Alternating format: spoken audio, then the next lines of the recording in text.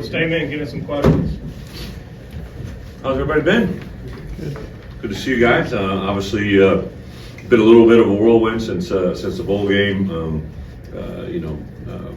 It's unprecedented time in college football on many different levels, just with all the rules around it and all that's going into it. Also, a whole new set of recruiting rules. So, in December, we weren't allowed to go out as coaches, but as soon as literally we flew back on the first, we opened I think it was a 4 or 5 day window there where we could have recruits on campus from the portal world.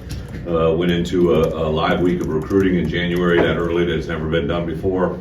Went into a 3 or 4 day break with the convention in Charlotte, North Carolina, and then literally hop back out on the road. And it's a live recruiting day every day. So literally even on the weekends you used to get breaks, but that's full go. So it's kind of been a whirlwind. So I just wanted to kind of give some updates.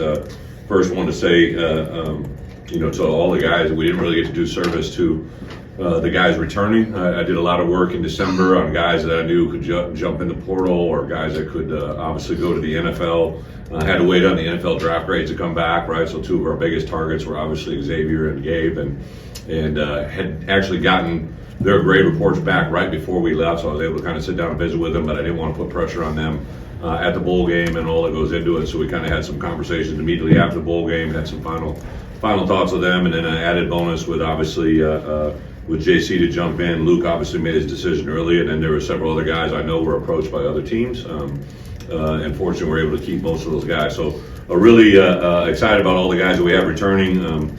So anywhere from 17, 18, 19, or 22, whatever it is, we got a lot of guys coming back. And a year ago, in January, kind of reset your roster, and I knew we were going to be a heavy sophomore and junior laden team, which got me excited about what was going to have the chance to come back. So next year's roster, heavy senior oriented team. I've also added some new guys as well. So we officially have all 24 guys that we thought were going to be with us have joined us officially now, registered for classes. A couple late additions, but obviously was able to add in the Clement brothers from West Virginia, some guys that really kind of came up on our radar to have both Hudson and Murph join us. Very excited. Hudson will be at the wide receiver room. Obviously, Murph will be in the DB room.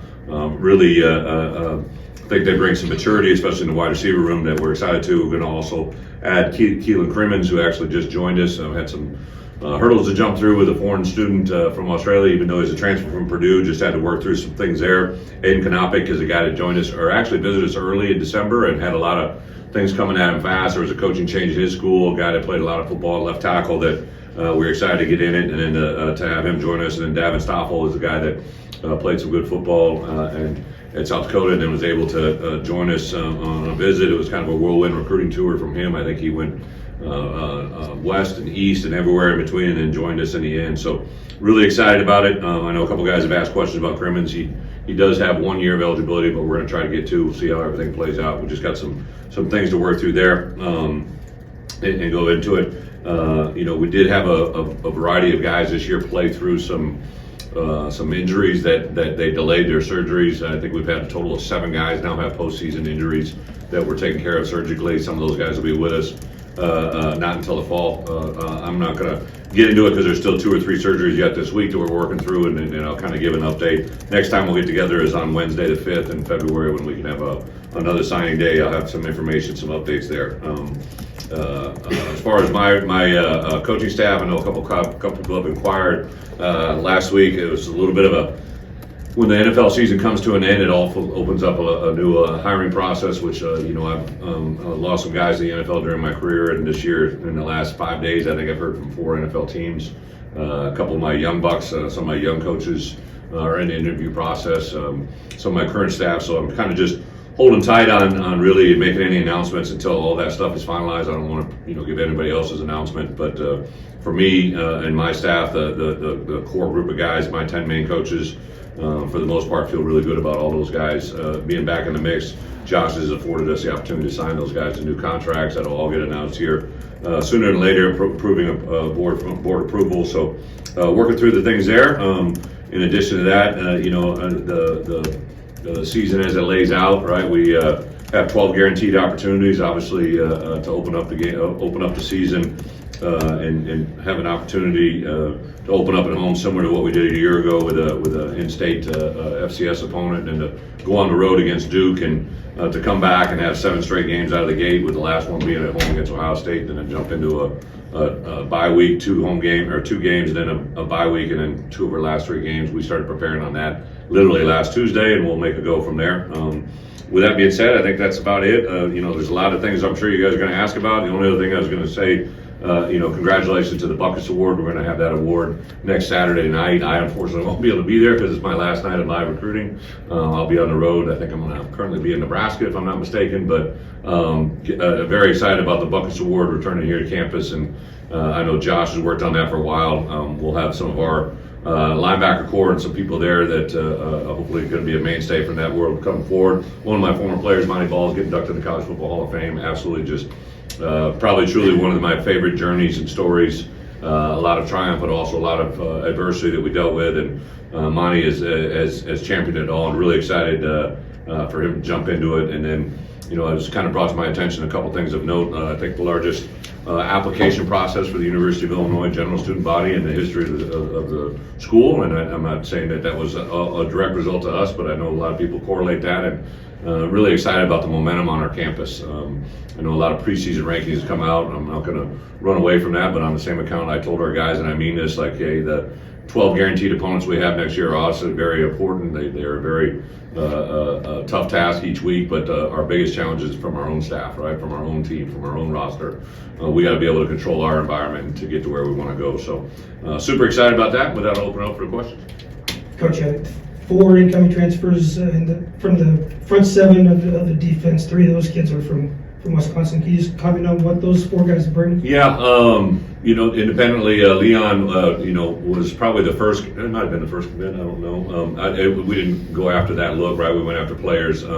Leon actually got in the portal a year ago. When he went in, I watched him that night. He went in and was very intrigued with him at that point. Things moved pretty quickly for him to go to Wisconsin, so we committed. So obviously we didn't play them this year, but when I saw his name jump back in, I knew him already, and that's why I kind of moved quicker than later. And then the other 2 guys, James, is a player. I remember when we played 2 years ago, was someone to be formidable. I called Jimmy right away, just kind of checking. Like, you always have perspective when you know a lot of coaches, and I knew Jimmy was there with him. I reached out to Paul as well, and just want to make sure what I was seeing was real, and I thought James would be a great fit. And then Kurt, actually, I think today all the guys are getting introduced, right, or they're going to be present. Kurt will not be there because he's cleaning out his apartment in Madison. Don't think anything of it. He's already enrolled in school and everything here, but I just thought those 2 guys up front in the interior were going to bring us some really good value. Just played a scheme that was similar to us in the past, and I thought their ability to come in and make a contributing factor for us would be quick. And the kid from Florida State. Yeah, actually, we first watched him. He was at West Virginia before that, and actually before that, he was at Kentucky. So he's a guy that's been around a little bit. I watched him before he went to Florida State, so we were involved with him a year ago. You talk about Tommy, right? And, yes. and Tommy was a really impressive kid at West Virginia, and the part that I thought he brought great flex. He can be a little bit of defensive end, a little bit of interior player, really good value. Brett, obviously you're making a big recruiting push in 2026. Is there a different feel or even a reality in recruiting after a 10-win season, and how do you guys take advantage of it? Brett ushered me in from over here. We have a large group on campus right now that, in my opinion, is probably a collection of the highest rated and guys that we feel really strongly about being able to impact us. Really, since the bowl game, I mean this wholeheartedly, like the amount of value that bowl game brought us. Obviously in Orlando has been really good, but also just going into schools from coast to coast. I've literally been all over the country. Last week I was primarily in Florida. The first week I was in mainly in Illinois. I always start with the foundation here in Illinois, and I thought that notification of what we've done here the last 4 years was very, very evident. And then I spent 3 days out in Jersey, last week all in Florida. This week is kind of a hodgepodge. I'll be a little bit in the St. Louis area, then I'll be in, I'm going to go to Mobile for the Senior Bowl Wednesday morning, and then I'll be in two towns in Florida. We had our flight change last week in Florida because of snow, which had never been done in my time. I was in Jacksonville and was supposed to fly into Tallahassee and was told I couldn't do that because of snow, which I'd never heard before in Florida, so that was a new one. And then, I spent the last part of the week really kind of all over the Midwest. So, yeah, it's been very, very evident. It's been awesome to see the hard work that we put in is paying off, but also just the recognition that the players have in us. It's kids that are committed to other schools are talking to us. Guys that we're in consideration for, guys that have committed to us. We're competing against the biggest of bigs, right? So it's really a fun time. I know you mentioned preseason rankings are coming out, and obviously people think highly of what you guys can be next year. So how is your program or your team equipped to handle some of those? Great question. I'd be concerned if I didn't have a lot of really good returning players that have been in this building. I think to bring, we literally brought in 24 newcomers in January. There was 12 high school and 12 portal guys. So that means obviously there's a good chunk of new guys, but we just have so many strong veteran returning players, up front to have Josh Kreutz be the anchor of that, but right next to him is Josh Geske, who's been here a long time. JC's now in his second year. Melvin's in his second year in the tight end world. Even though he started as a transfer for us, Tanner Ark in that tight end room is incredible. On the perimeter, I thought the growth of Malik Elzy, of Kapka Jones, and Hank Beatty played a great bowl game. Hank Beatty is our DNA to its fullest, and you saw that come. Our running backs are all guys that have been with us the whole time, and obviously Luke Meyer going into his third year. Then on defense side of the ball, up front, you got guys that have been experienced, been a part of it. Gabe Ackus to start with, just really Dylan Rosiak at the mid level, and in the back end you have Xavier, you have Miles, you have Matt, you have some corners that are in our system now a couple times. So we have so many returning players. I think they understand the chip on their shoulder, but I don't take for granted like we have to literally rebuild our team emotionally, physically, and kind of mentally every year, and it's probably one of the more enjoyable parts of my job. Hey, Coach, you mentioned a little bit about your coaching staff. How important is it for you and your program to get some of your coaches to climb up the ladders, not only at the NFL level, but also at the collegiate level? How important is it for you to foster that and develop those coaches? I appreciate the question. It's kind of an independent value, right? Like, listen, I know early on in my coaching career, I was always trying to go somewhere where I wasn't, right? Your feet just want to naturally move forward. So when you're not, if you're not a coordinator, if you're not the head coach, you're always looking for that next opportunity. But Coach Fry always said there's two types of coaches. There's coaches that, try to find their next job, or they're ones that take care of the one they have and they'll find you, right? And I've always kind of tried to be in that realm myself. I know when my first coordinator job came, I definitely wanted it, but I'm glad I didn't get it. And a head coach guided me through that moment. My first head coaching opportunity, the first time I ever interviewed for a head coaching job was at Ball State. As bad as I wanted, I'm glad I didn't get it because it allowed me to become the defense coordinator at Wisconsin, eventually the head coach. So I kind of take that perspective with my staff. I got a call last week, and one NFL organization wanted to interview two of my guys, and I talked to both those guys independently. I thought it was kind of good for one. I didn't know if it was good for the other. And then, I just kind of take each individual opportunity as that moment. A lot of times I promoted from within all my coordinator hires. Aaron Henry made a huge jump last year as a defense coordinator. I think it was because of the growth we had in his first year. Barry Lunny, again, probably, in my opinion, coaching as good at football as he's ever had. I think both of those guys are on the verge of making their own opportunities, right? But I'm really glad that I have them for this year and what's in front of us. I'm always happy for others. I always tell our coaches in the world of college football, advancement is awesome. Just keep me in the loop. So we just kind of talk through things and handle each moment for what it is. Brett, can you talk about your relationship with Josh in that regard too, of being able to keep retention in your staff and having it be proactive instead of reactive to what the marketplace is for your Josh staff? Whitman? Yeah. I'll give Josh a lot of credit. Even my first year, we had maybe 2 wins, 3 wins at the time, and he kind of came during our bye week and talked about what we want to do to keep the staff continuity. He saw who we had, right, and that kind of made a statement to me back then just about.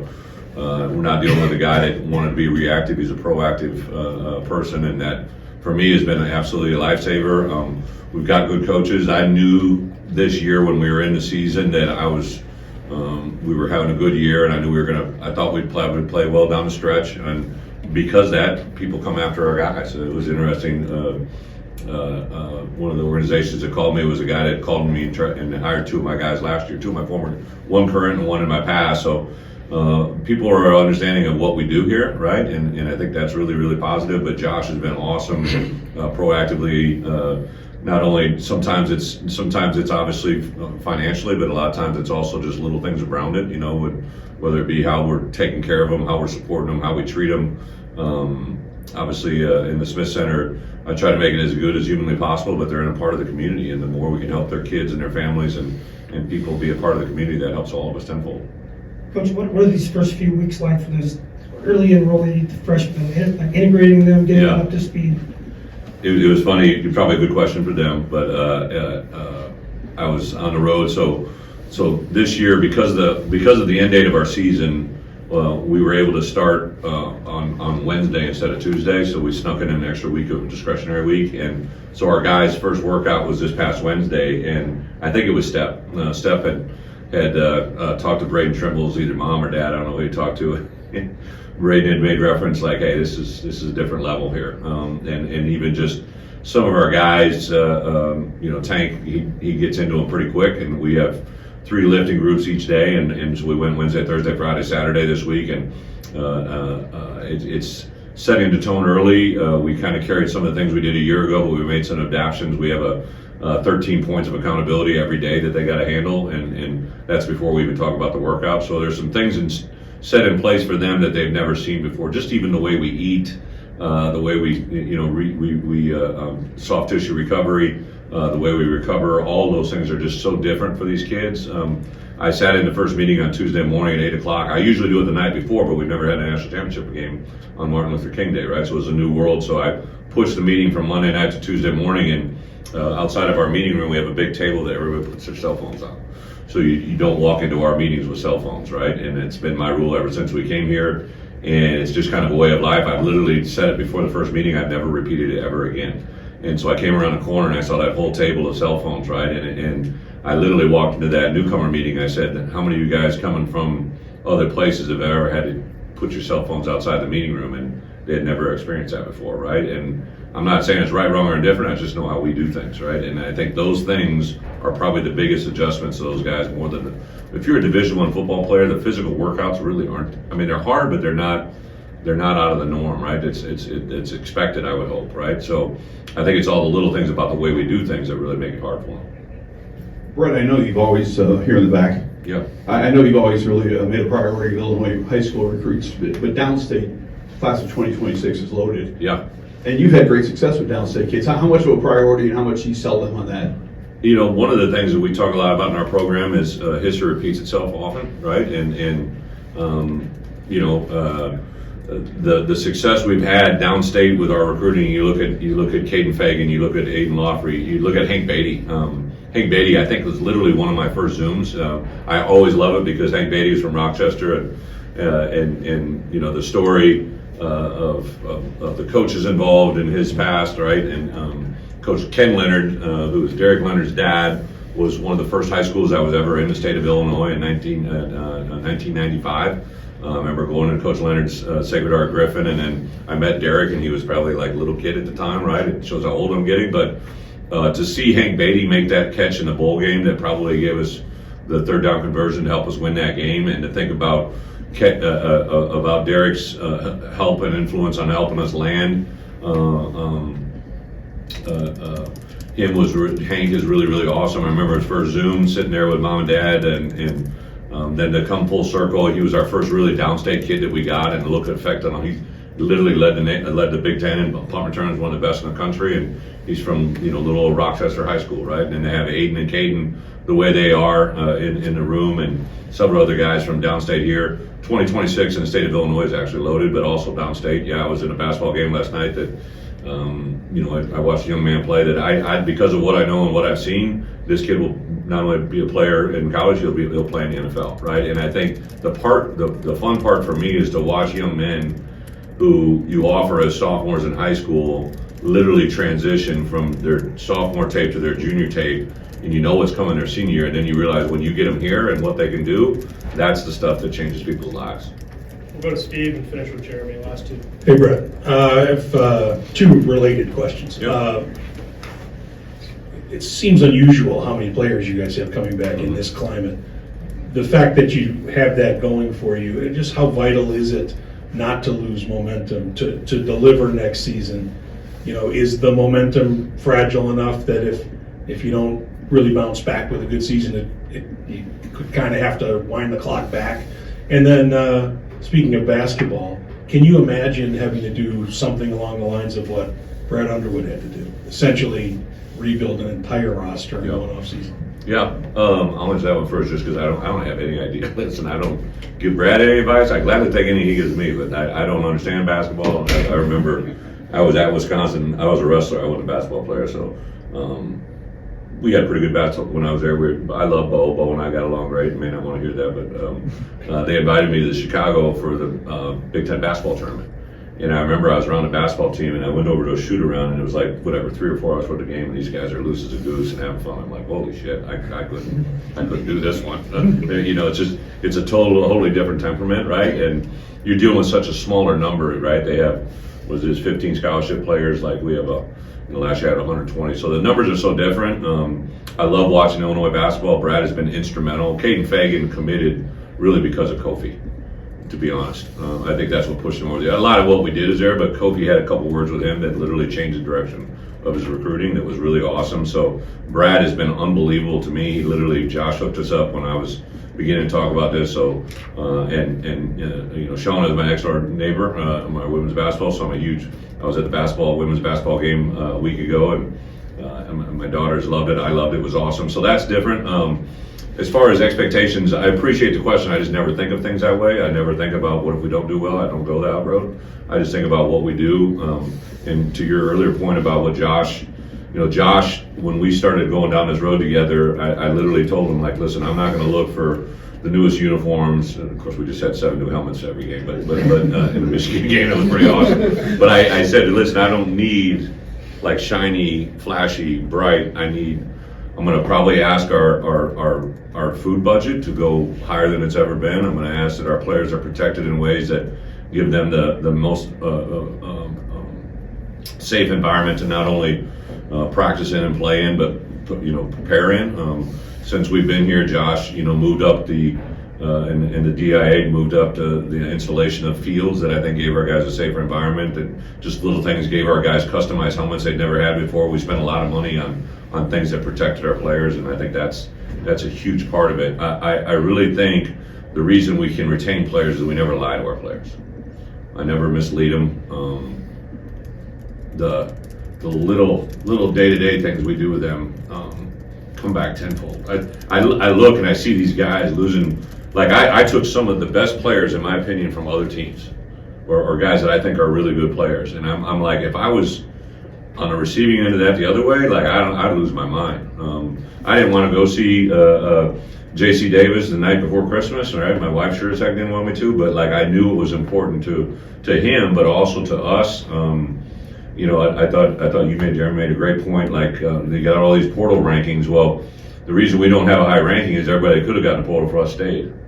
And I remember there was a day where we had we had a player that a team a little bit south of us that rhymes with Moo reached out to one of our players, and then a team out west who used to be in a different conference reached out to one of our guys, and like those things are happening in college football. I can't really control that, right? But what I can control is what we can tell them, what we can do if they stay, and that's what we lean on. That's what we believe in, and it's worked pretty well for us.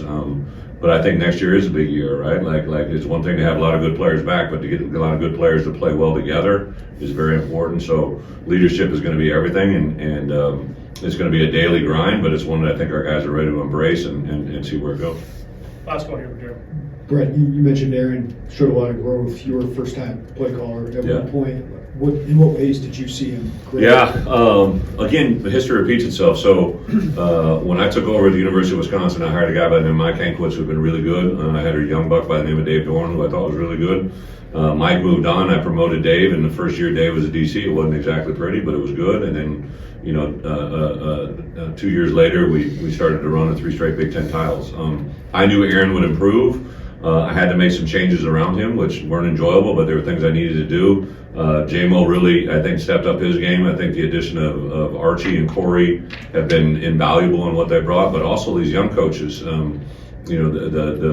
The value of having 5 more younger coaches who had all, on defense in particular, K-Rich, Grant, and Trent Harris had all played for me. Alex Panos, I played against his dad, which is crazy, but he'd been in our program for a little bit. And I brought in Myers Hendrickson over on the defense side of the ball from Western Illinois. So it was just like all these little things that tied together and made it good. But Aaron, I think his composure, I think his ability to process, listen, and understand. I thought our bowl game preparation was incredibly detailed, and there were some things that I said, but it was really Aaron's concepts of what we did to take away what they could do to win that really, I think, won the game. So Aaron's extremely intelligent, an incredibly gifted communicator.